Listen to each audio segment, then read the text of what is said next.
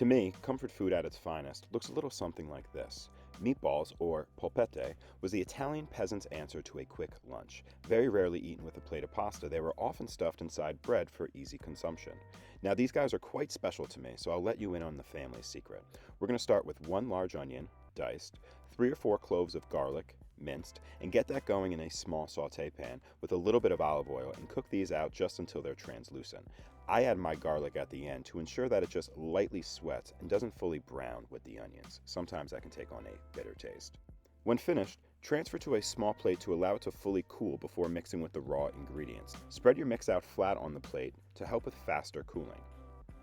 Meanwhile, we're going to fine chop some Italian parsley, add 2 pounds of ground beef, this is an 80-20 mix of meat to fat, 2 whole eggs, about a half a cup or so of seasoned breadcrumbs, about 1 cup of grated Parmesan cheese, and for the game changer, 2 brioche buns or 2 or 3 pieces of white bread. Rip them up into smaller pieces and cover them with about 3 tablespoons of whole milk. We just want to moisten our bread, and a little bit of liquid here goes a long way. Allow this to soak for a few minutes.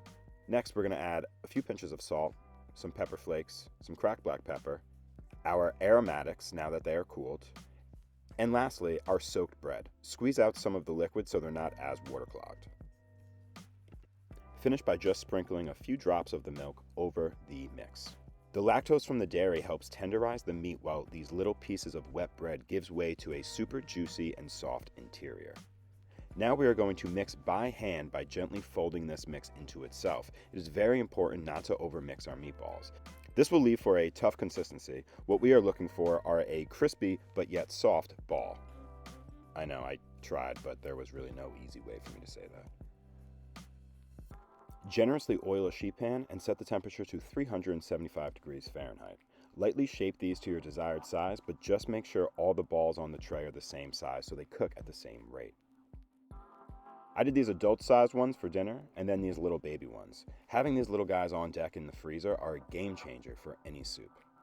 I like to give them a quick spray of Pam before going into the oven. The extra layer of fat on top helps promote a better browning while roasting. Bake them until golden brown, about 18 minutes for the big guys. Remember, just like your burger, it's okay if it's a little pink on the inside. In fact, we prefer it that way. Look at that beautiful crust we have there on the bottom. Exactly what we're looking for. Great Knights of Columbus, those are beautiful. Slightly pink, super moist and aromatic. Have you seen juicier balls? These could be the best meatballs you'll ever have. I don't know, just saying, seriously. You can eat these guys in many ways, but a nice bed of whipped ricotta, a blanket of vodka sauce, see previous videos for that recipe, a healthy grating of Parmesan cheese, and some good olive oil, and that's a mighty fancy snack if I do say so myself. Try my balls, guys. They're worth it. We'll see you next time. Stay hungry.